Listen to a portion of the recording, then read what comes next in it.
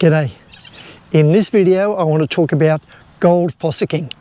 I'm still in the goldfields of Western Australia. I'm in the kind of Kalgoorlie, Coolgardie area, and I've come across some great little tours you can do, or you can hire equipment, or you can buy your own stuff and just basically go bush and have a whole lot of fun.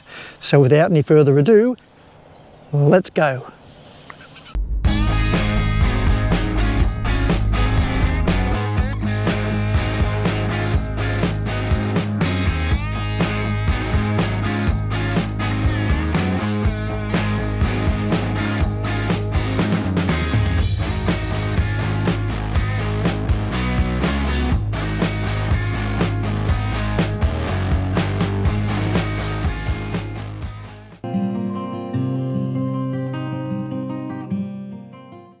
So I've decided to do some gold fossaking in WA. First of all, you need a miner's right. Now you can either go into the mining department, fill out the form and do it there and then, or you can jump online, fill out the details, send that off, they'll contact you, take your money, then you've got a miner's right. And basically if you don't do that and you get caught, $150,000 fine. So not a good start. Next you need to know where to go. In the goldfields in WA, basically sort of starts around about Norseman, which I've been to, and then it moves its way all the way up to, well, actually goes all the way up to Kimberley, but I'm just going to talk about the area, say Kalgoorlie, Coolgardie, Southern Cross, Kew, and then all the way up to Meekatharra. But there is a great expansive area you can go to. So you've got your legally allowed to be able to do it with your miner's right. Then you need some tools, and I'll explain some of the tools you'll need. You'll need a massive amount of patience, and you'll need to be able to deal with the flies. And really the best way to deal with the flies is put a fly thing over your head and then just spray as much as you want, but the flies still tend to come back. Anyway, it's not all doom and gloom, so let's get some gear and go gold fossaking in WA.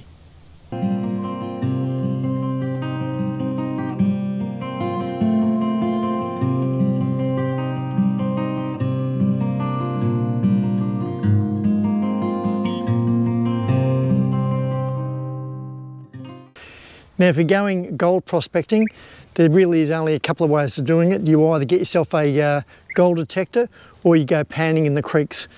They're a completely different technique. I'm only talking about the gold detector. So yeah, you can either buy them or hire them. Hiring them in Coolgardie, you can't do it. You can hire them in Kalgoorlie, and I think they're around about $250 a day. So you want to be pretty sure that you're getting some good value. Or you can buy them, and look, you can buy the cheapies for a couple of $100, but you know, you'd be better off just spending it on a good night. They probably range from about $1,400 to about $10,500. And for all of that, you want to be sure that you're going to get a bit of use out of it and hopefully find some gold.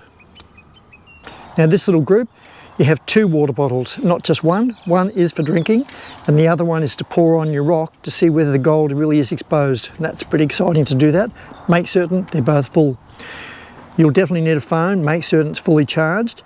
Even if it's fully charged and you're out there mucking around and you get waylaid and using some of the apps to keep yourself safe with the GPS, the one next to the phone is a little charger. Make certain that's charged and you have the cable with you so that when the phone does go flat, you can plug in, because if you've got no phone and you're out in the bush, believe me, you've got nothing. On the top right hand side we have it's a form of an EPIRB. It's also what I call a form of a sat phone. So instead of phoning anybody, you turn it on and you can press the SOS button.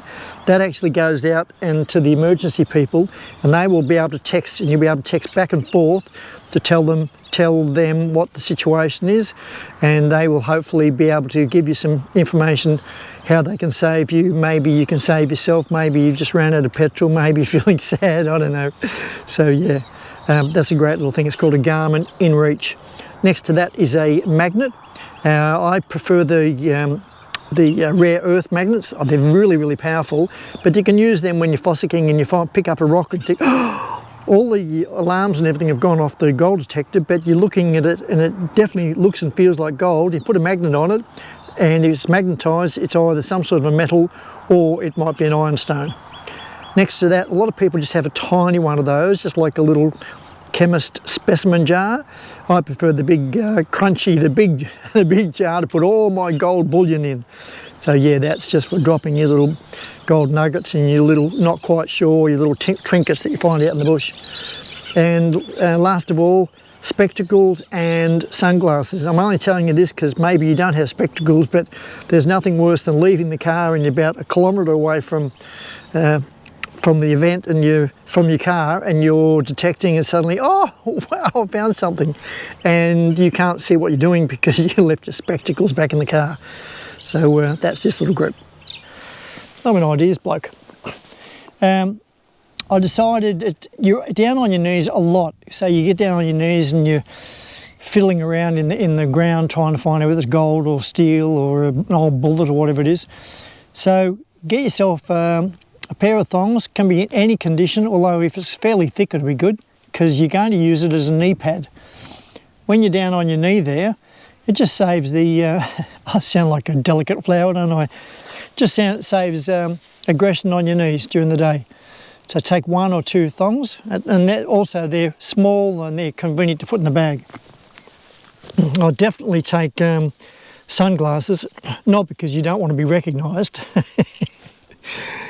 but believe me, to get relief on the sun really is great. So you have your sunnies. This is not a fashion item, but it is absolutely essential if you want to keep some form of sanity out on the goldfields. It's not just the goldfields, it's just not WA, it's the time of the year. So April, May, the flies get pretty nasty and pretty aggressive. So once you've got this on, yeah, they'll still hang around, but they'll just be hanging around here rather than here, and just drive you crazy. I'll show you how ridiculous you look, but hey, it's the price. So there's your mosquito net or your fly net, and then make certain you have a hat of some sort on your head to protect yourself from the sun.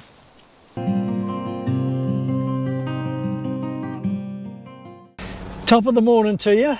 I'm off to do some Fossaking, and I'm just leaving out of Coolgardie. Had a very, very helpful guy give me some pointers to where I should go Fossaking, and through a bit of research I've actually been able to pinpoint it right to the exact GPS setting. So woohoo! Let's go.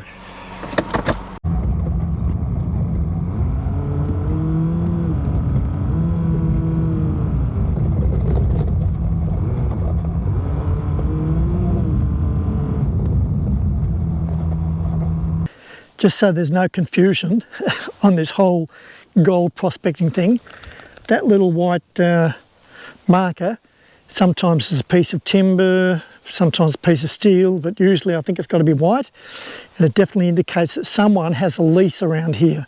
The only thing I find a little bit confusing is that how far I've got to go to find the next one, because what they do is they square them out or make them oblong or whatever, and that means, I can't imagine you're allowed to take it across the road, but if you look up that map that I'm going to show you later on, that will show a tenement, and that tenement will start from here and go across such a distance and so on and so forth. So if you see one of those, keep away. All fuel, no, actually no. We've got a fair bit of fuel, lots of water, just filled up the water, and I think I'm reasonably organised to go Fossaking. Well, here I go. I'm just about to go off-grid down an old dirt track, and my special little gold mining spot. Here we go. Haven't towed the van down here. I was down here the other day on an exploration trip, but should be okay.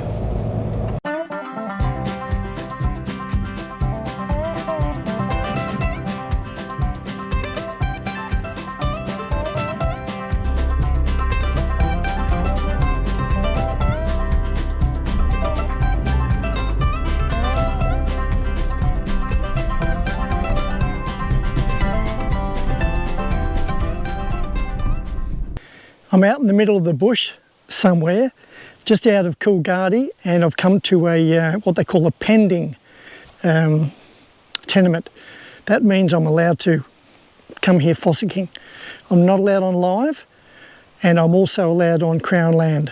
And I do have a miner's right, so getting pretty excited. Now, it's very important to have all the right things to be doing this job. So I'll run through a little checklist for you.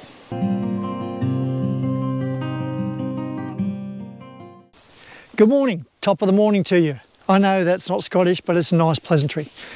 Very exciting day. I'm out in the outback in the goldfields of Western Australia, just not too far from Kalgoorlie Boulder, and just about to get going on a day of gold Fossaking.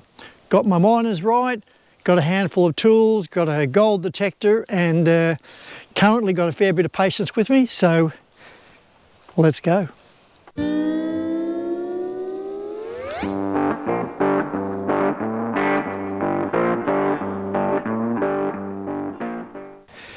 Well, I have to tell you, there is so much to know about prospecting. It's not just a matter of get a gold detector, boom, pick it up, thank you, next. Not quite that simple. Here's a little rundown. So I'm walking through, got the gold prospector on, and this is the Mine Lab Gold Monster 1000. You'll hear nothing, nothing, nothing. So what that's saying is it's saying I have a live object. What I'll do is I'll line it up, get this thing out the road so it stops squeaking, and then start digging. See what I've got.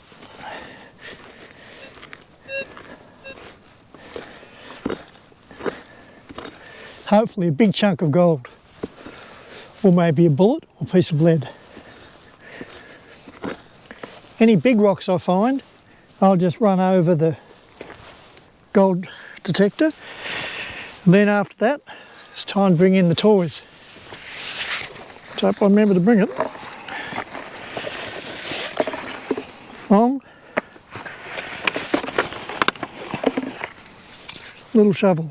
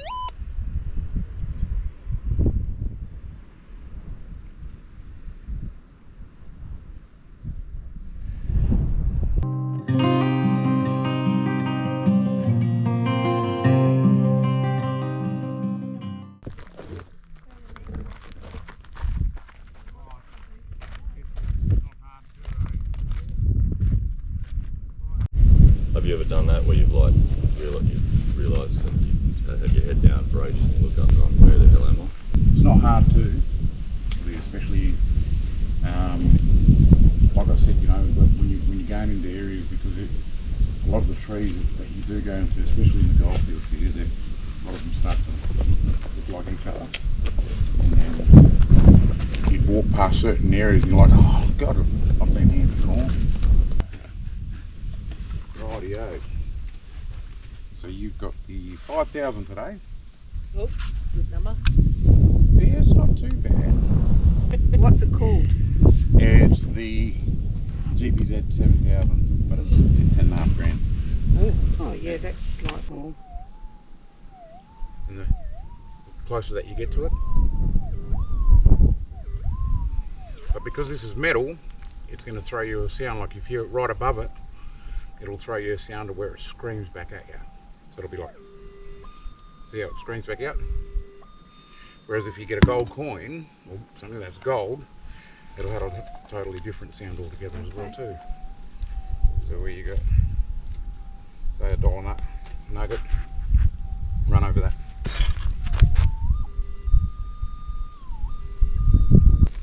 Ready to go? Yep. Everybody's going to look. Got me on. So I'll hear it through here. I don't need them. Oh, yeah,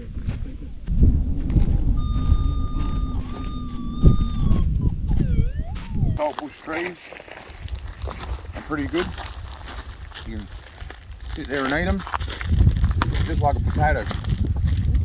Yeah. Nice. Yeah.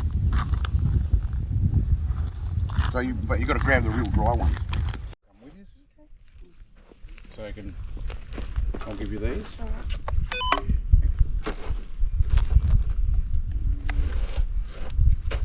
Put on your front top. But also run over your rocks as well too.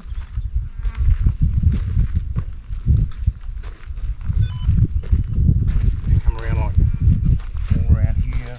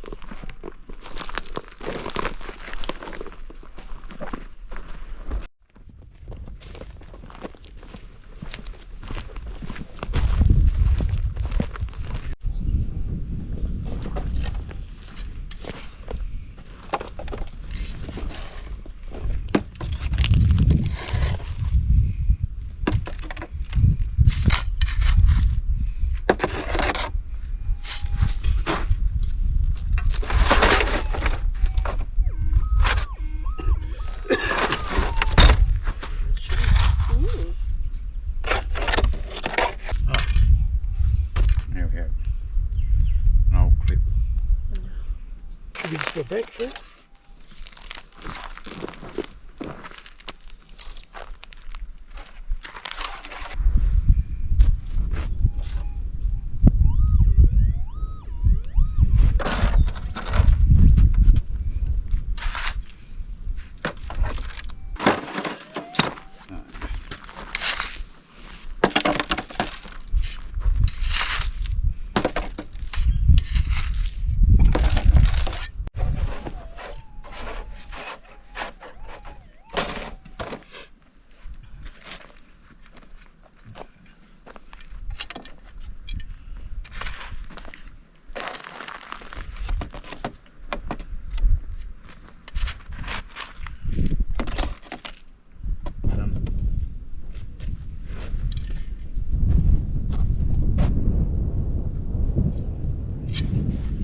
So what do you do with this So what one? do you do with it once you've boiled it? Once you boil it up and you Oh, strain neat. it like a tea, Look and at you it, they leave look it to like ferment sage. for a bit. And it's known to cure cancer.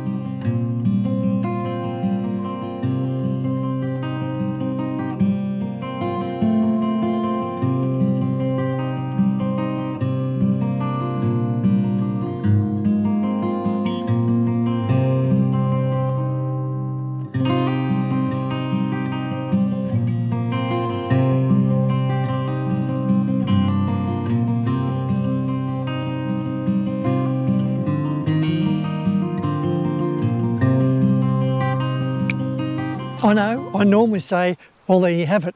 Not today. We've come to the end of the video, and well, let's just sum it up.